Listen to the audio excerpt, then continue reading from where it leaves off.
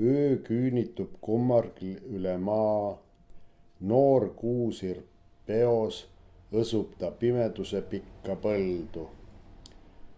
Südaööl jõuab sinuni ning sind lõigatakse lahti eilsest päevast.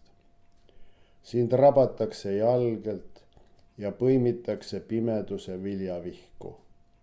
Suur vanker veab su une rehetarre, kus kood sind kolgib ja sõel sarjab, eraldades tera sõklast. Hommikul sõidab päikesevanker üle maa, kogudes kokku uudse teri. Kunagi ei või ette teada, kas võtab päikesevanker sind sõidule või pannakse sind tallele pimeduse salasalve.